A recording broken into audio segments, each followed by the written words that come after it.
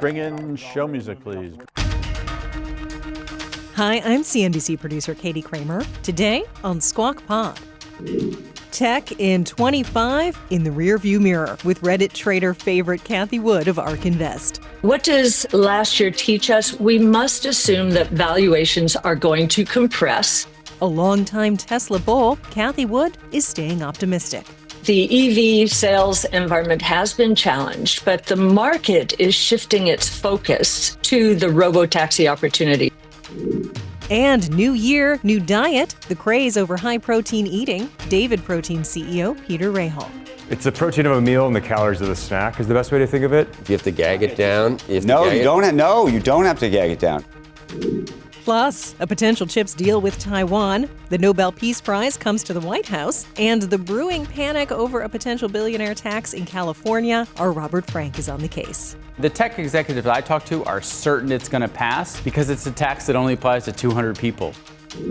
It's Friday, January 16th, 2026. Squawk Pod begins right now. Stand Becky by in 3, 2, 1. Cue it, please.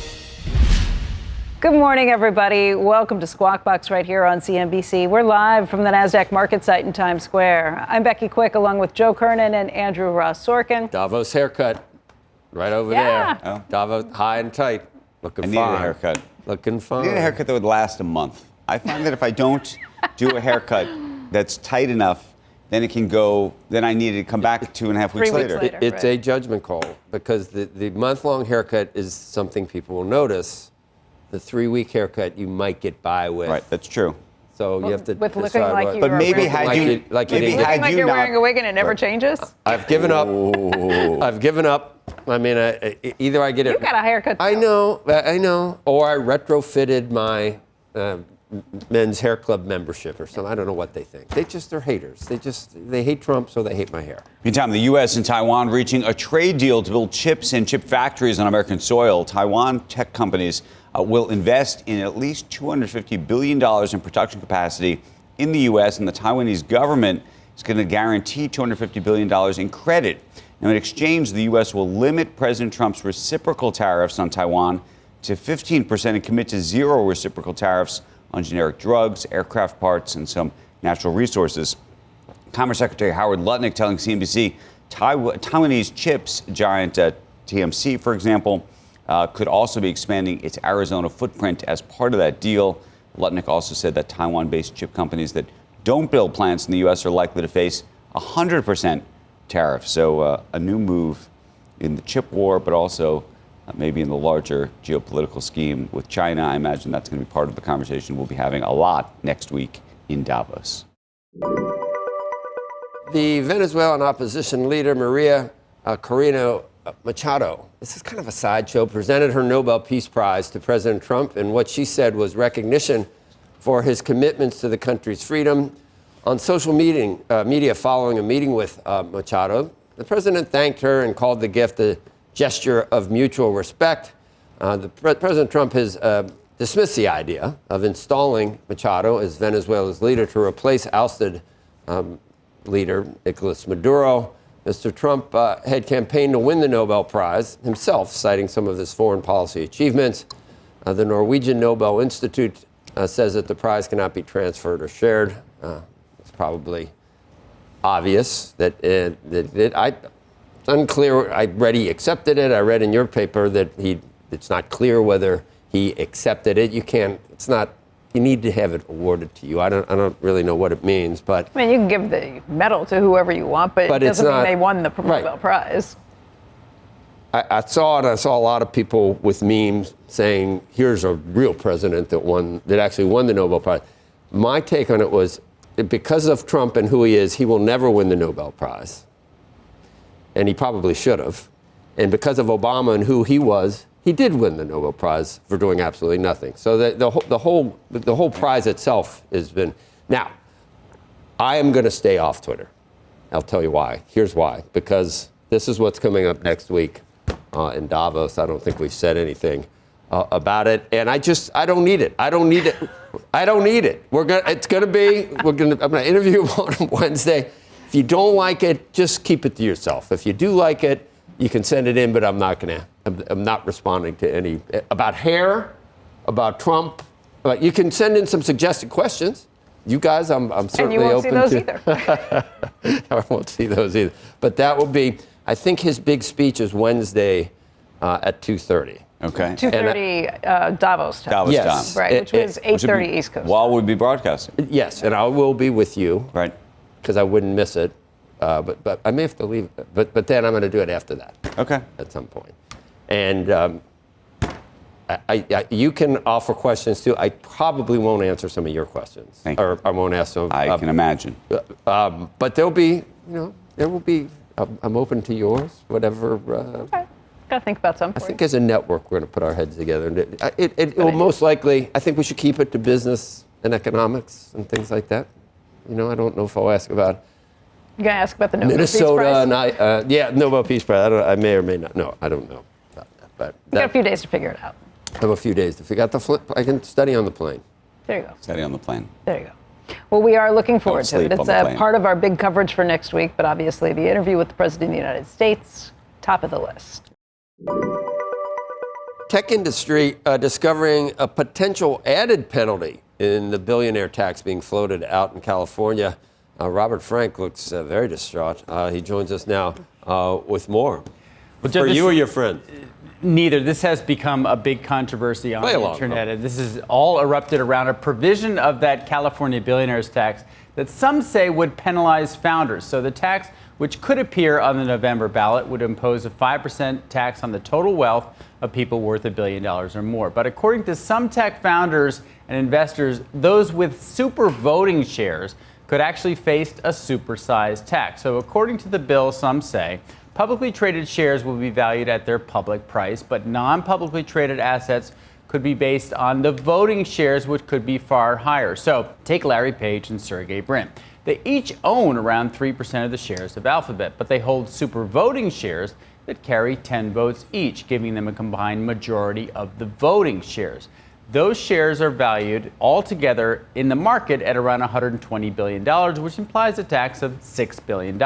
But if their super voting shares are considered non-public, since they don't technically trade as super voting shares, they could face, according to some, a tax of $60 billion each. Now, Gary Tan, the Y Combinator CEO, saying on X that this provision really gone viral here. It's proof that, quote, the wealth tax is poorly designed and designed to drive tech innovation out of California. Now, the professors who authored the tax told me, quote, this is false, as shown by a straightforward reading of the provision. Now, taxpayers with publicly traded stocks will be taxed, quote, based on the market value of their holdings. So they're saying, look, this is totally clear. There's no question about this. This is just propaganda on the other side.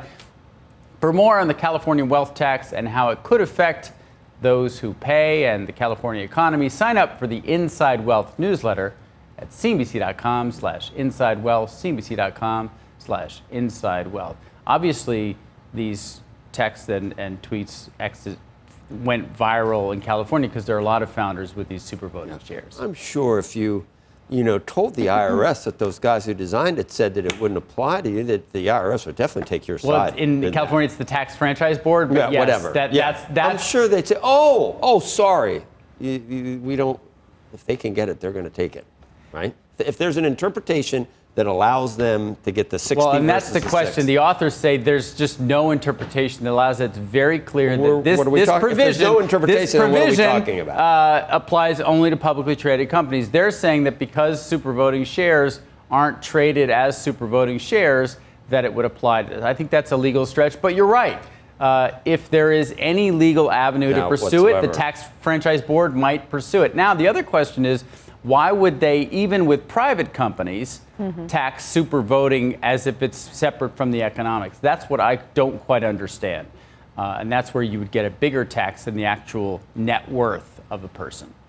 We're going to hear a lot more of this. I mean, we haven't seen any reliable polling. They're still gathering the signatures to actually get it on the ballot. So it hasn't been ensured that it's got a place on the ballot yet in November. So they're still going through that process. Once it's officially on the ballot, we'll start to get some polling.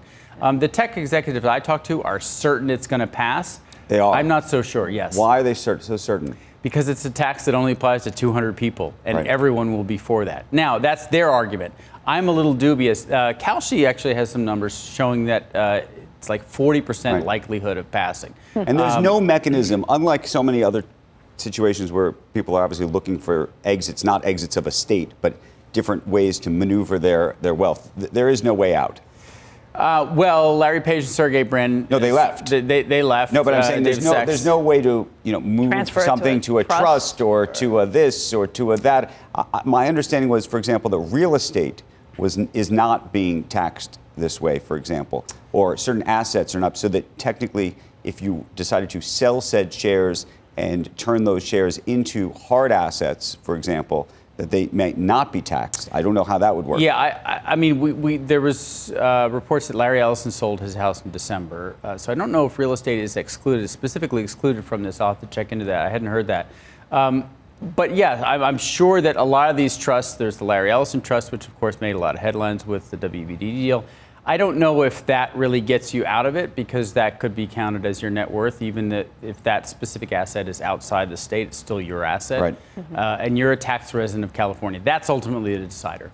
But we're going to hear a lot more about this. Pretty complex.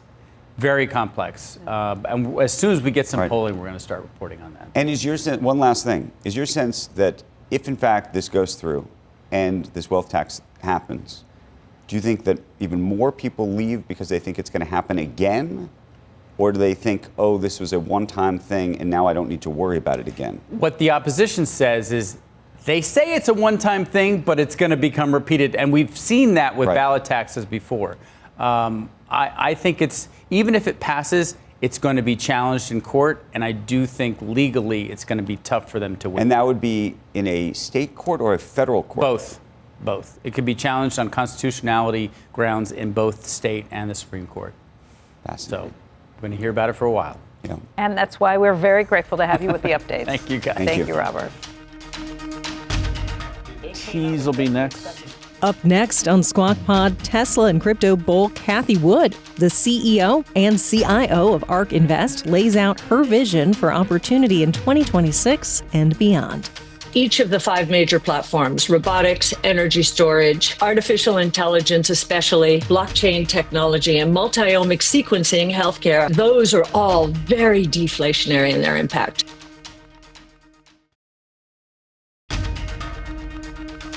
You're listening to Squawk Pod from CNBC with Joe Kernen, Becky Quick, and Andrew Ross Sorkin. Here's Andrew.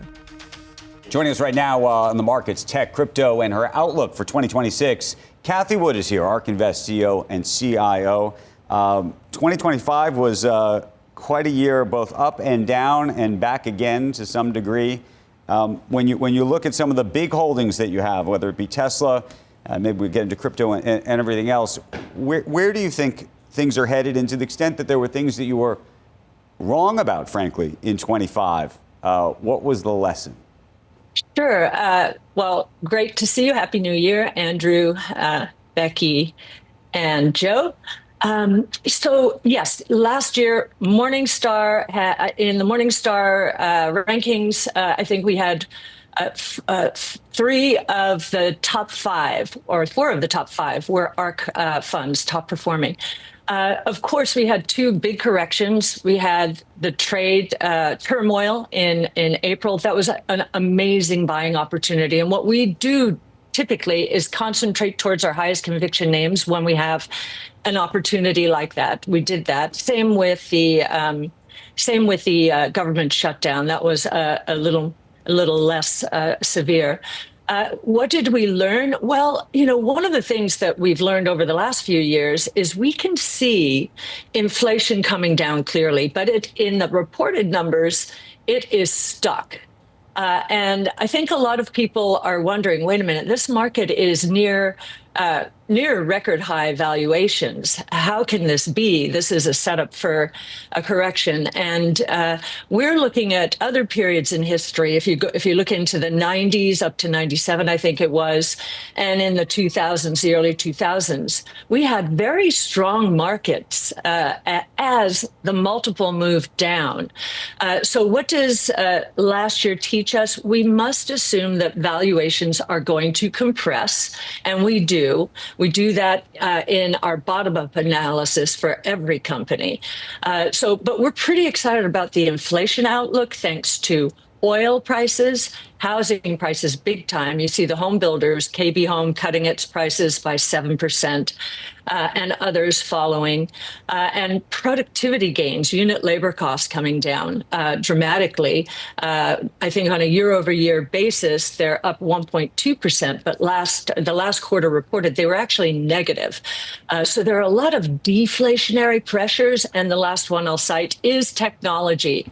Our focus is exclusively on technologically enabled innovation.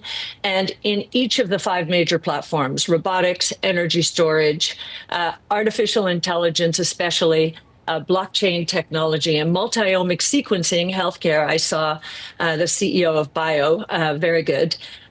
Those are all very deflationary in their impact. So pretty excited. We think the surprises are going to be on the low side of inflation expectations. Tesla has always been one of your big holdings. In terms of just sales, obviously things have been challenged, but there's a lot of excitement about autonomy. There's a lot of excitement about the Optimus robot. What is your sense of where things stand at Tesla right now? Yes, the EV sales environment has been challenged, but the market is shifting its focus to the robotaxi opportunity. So we're moving from 15% gross margins in autos, the hardware, to more of a SaaS model where robotaxis, recurring revenue model, is those margins are more in the 70s and 80s. And I think as analysts understand that that's where Tesla's going, and they start building in the model for robotaxis, they see a tremendous opportunity. So it's been interesting to me to see upgrades, even by some auto analysts, now that they're beginning to understand that this is not an auto company. Maybe they're working with their tech analysts and understanding the stock a bit better. So when you think, though, about autonomous robotaxis and you think about robots, what does that look like? And is there an argument? Look, some of the critics would say, cars aren't working the way they're supposed to be working right now in terms of what's happening with the EV market. And some of these other ambitious efforts are going to take a long time to get to a meaningful escape velocity. Well, we're keeping an eye on how quickly Tesla's footprint is expanding here. And it's expanding a lot faster, I think, than many people expected. And it's interesting to watch Waymo as well. We draw in Texas, we draw the footprint, and they're competing with each other. Competition is a good thing. So I think this is actually going to happen faster than most analysts think. In terms of the proliferation of robotaxis, especially if we get more federal legislation instead of just state by state.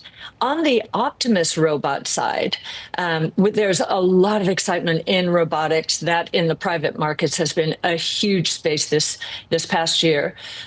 We look at an Optimus robot. Our chief futurist, Brett Winton, working with Sam and Daniel, have concluded that an Optimus robot is going to be 200,000 times more difficult to get working correctly relative to a robotaxi. So you'll have waves of Optimus improving with time, but full human is going to be quite difficult. Nonetheless, the robots that we're seeing, pick and pack and right, lifting things, they're starting to make waves. Should we talk about Bitcoin? Well, we can talk about SpaceX. I mean, that's going to probably go public this year. What do you think it's going to go public at? Well, this next round is about $800 billion, so a near doubling. And we wouldn't be surprised to see it become the first trillion-dollar company. And especially now that there's a new opportunity, data centers in space, to avoid all of the not in my backyard obstacles that Tesla and others are facing. So we're starting to do the modeling work on that. How realistic do you think that is, and what do you think the timeline for something like that is? I mean, I know Elon's talked about that, but then there's lots of people who have asked questions about just the practicality of making something like that work. Yes, we spent our last brainstorm on a good chunk of it on exactly that. And as I said, we're doing our modeling work. As with everything that Elon Musk does, he's going at this from a first principles point of view. He's not looking at how things are done on Earth. He's trying to figure out what's possible in space. So, as I said, we're doing our modeling work. We shall see. Before getting on to Bitcoin, Andrew, I want to compliment you on your book in 1929. I'm in April 29, and it's been fascinating for me to say, okay, wait a minute, are we at all in a situation like that? I think maybe in the private markets we have been, the whole idea, not literally, but of stock clubs back then. But it is fascinating, the Fed and the stock market and others wrestling with one another. I don't think we're in the same situation at all, but I wanted to compliment you, and I can't wait to finish the rest of the book. I hope you enjoy the rest of it. But you're right. There are what feels like parallels in certain ways, but hopefully there's other things that actually don't parallel at all. So, Cathie, Andrew has raised a point a lot that when you got more bullish on stable coins being maybe would supplant some of the uses of Bitcoin, and I mean, stable coins aren't going away. And that caused you, I think, to even slightly lower your very bullish forecast on Bitcoin. Can you just tell us your thinking? Yes, that broadcast kind of propagated, and everybody thought we were becoming negative on Bitcoin. Not at all. Stablecoins are usurping one of the roles that we thought Bitcoin would serve in emerging markets, especially. But on the other hand, if you really believe Bitcoin is like gold, digital gold, look at what just happened to gold. If you assume that Bitcoin is going to usurp a lot of gold's role as we get this intergenerational wealth transfer, then our price target net, both for stablecoins and gold, would actually be going up. We're holding it where it is. Our bull case at 1.5 million, base at 750. But I'll tell you what has happened to Bitcoin. And all other crypto assets. There was a flash crash on October 10th, 10/10. And from what we understand, there were a lot of leveraged individuals, investors, others hurt. We think that it has washed out of the system. We actually think we have it on good sources that it has washed out of the system. That correction, it was about a $28 billion hit. We think we're on the other side of that. And so we're seeing the crypto asset ecosystem stabilize. And it was a very good test, actually, very good test. We didn't see Bitcoin go down 75, 80% like we have in other corrections. It went down 35%, which I know is not comfortable, but that's a victory in this market.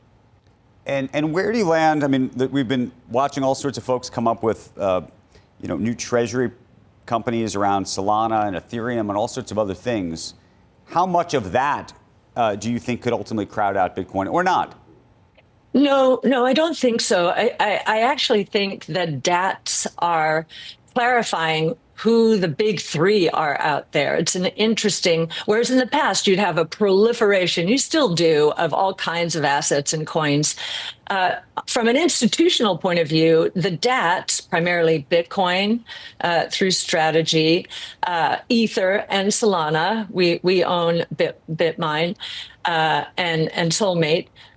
Those are focusing the institutional mind on the big three, and maybe we've got another one coming up in Hyperliquid. We will see. So I actually think it's doing the opposite than what we've seen happen in other, or will do the opposite than what we've seen happen in past bull markets. Fair enough. Cathie, it is always good to talk to you. So glad you're reading the book. I appreciate that very much. Look forward to seeing you in person very soon. So thanks again. We'll talk to you soon. Still to come on Squawk Pod, the newest trend in health and nutrition in this world of GLP-1s. Protein. The CEO of one of the hottest brands in the game, David Protein, joins us, Peter Rahal, on the special ingredient that makes it all work and where low-fat, high-protein food is going next. So we're using it in sports nutrition. The second best application is chocolate, cocoa butter. Great substitute for cocoa butter, which we have big plans for. And then frying. Like French fries? French fries, potato chips, Dorito type product.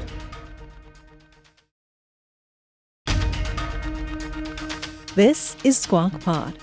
Up and Andrew, Q. You're watching Squawk Box on CNBC. I'm Andrew Ross Sorkin, along with Joe Kernen and Becky Quick. The popularity of GLP-1 weight loss medications has drawn attention to possible muscle loss while on those drugs. That sparked an added focus on protein intake. And joining us right now is a guy who has been spending a lot of time on protein.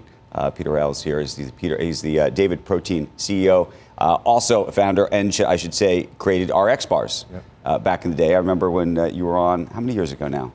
God, 7 years ago? 7 years ago, you had sold that to Kellogg quite successfully. You now have these bars, which are, by the way, flying off the shelves. It's a wild situation. I've become actually addicted to some of these bars. And for a period of time, I don't know if you want to say, you couldn't actually buy them. You'd run out. Yep. You know, we had some Where do you buy them? You buy them on our website, Walmart, Target, Walmart or Target. Wegmans. But what's amazing about these bars, I don't need to promote it for you, is it's literally 28 grams of protein at only 150 calories a bar, which is like a shocking sort of It's just like, isn't like the Seinfeld yogurt that was supposedly low fat and everybody gained like 80 pounds after, and they tested it and it was like, so this is really true? Yes, it's true, and it's like a protein scud missile. It's the protein of a meal and the calories of the snack is the best way to think of it, and that's a super valuable offering. You can. Do you have to gag it down? You don't have to gag it down. Can I ask a crazy question? Is creatine ever an issue? Like, is that a problem that comes in with any of these things? I've had my doctor ask me just if I take protein supplements, which I don't, but he asked me if I took protein supplements because of some of the blood work that they saw. So creatine's no issue. I don't think there's much downside. It's one of the most studied molecules. So it's just amino acid. You can't have it in food because it's hydrating and that breaks it down, so it has to be dry. Right. But yeah, lots of benefits. So you create this new company, David. Yep. It's obviously become this wild success. Did you think this was what was going to happen? I mean, at this level? I knew. Because this is probably going to be bigger than RX. Yeah, we'll be bigger than RX. It turns out it's really hard to get 1 gram of protein per pound of body weight. Like, it's very difficult, especially if you're in a busy lifestyle. And so Americans are looking for an easy way to get a delicious product that's high in protein. And if you're taking a GLP-1, the messaging is like, you must get protein. And the trick, and we were trying to explain it during the commercial break. GLP-1s is the big deal. But is the science of this, in terms of your ability to actually get 28 grams of protein into a small bar that's only 150 calories, because you actually found another company and ended up buying another company that produced this technology effectively. Yes, we acquired a business called Epigee, and we merged with them as well. They're still on our cap table. And they were the creators of EPG, which is a modified triglyceride. And a triglyceride, like I mentioned earlier, has three fatty acids, and that's why it's so energy dense.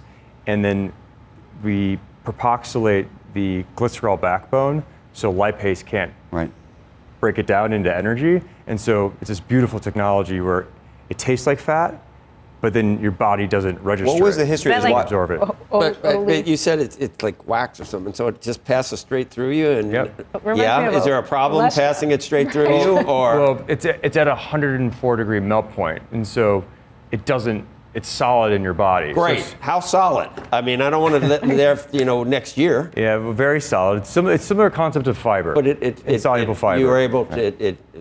It goes through. Yes. Yes, Okay. it's like soluble fiber. It's like what? It's like fiber. The problem with trying to eat a lot of protein, you can even try to find either filet or 93% fat-free ground beef, but there's still fat. There's still a lot of fat in red meat. So you got to eat. How did you find this technology? And why didn't anybody do this before this? Yeah, it's a good question. So, sort of like two types of companies in the food business: startups, and then there's like the big CPG companies. Startups are typically Luddites, where they're like looking back. Like RX was this way. You're like going back to making it in your kitchen and going back in time, ancestral living. And then the big guys are focused on earnings per share. Any expensive ingredient like this will dilute earnings per share or disrupt their portfolio. And so it sat empty or idle, this technology, because what else can you use it for? So right now you're doing protein bars, but I gather you have ambitions to do all sorts of things with this technology. Yeah, so we're using it in sports nutrition. The second best application is chocolate, cocoa butter. It's a great substitute for cocoa butter, which we have big plans for. And then frying. Frying it is probably the best application. And so what could you, frying it like French fries? French fries, potato chips, Dorito type product. How is this different than Olestra? Because that was a non-soluble fat. Yeah, the fundamental difference, Olestra was totally rushed through. It shouldn't have been commercialized. It was a big, through your body, it was the end run of food, really. Right. I mean, people got in trouble. It's very simple. It's like thermodynamics. It's leakage. It's 104. It's 104 degree melt point. And that's the big difference, the melt So if I point. put it on your hand, it's not melting. It's not going to melt. Yeah. Whereas Olestra would spark to melt. And so that's the key difference. And we serve millions of customers. The GLP-1 sort of phenomenon is actually beneficial ultimately to what you're doing. Yeah. Whereas every other food manufacturer in the world is sitting around going, this is terrible for us because people are going to eat less. Yeah, but in your case, they're going to eat more. This was not intentional, but our portfolio is perfect for GLP-1. Because if you're on a GLP-1, it's forced anorexia, and you need to get protein. And you need it to taste well, and you need it to be a high dose of protein, or else you're going to get the... And how much of that, when you were creating the business plan for this company, were you even cognizant of that? I knew it was like a tailwind, but we didn't make the product for it. It just happened that every doctor is going to pontificate about how important protein is. And so, we're just riding that wave. We're not positioning it as that. Can you make it even more energy dense than it is now? So 28 grams of protein for 150 calories, is that sort of like the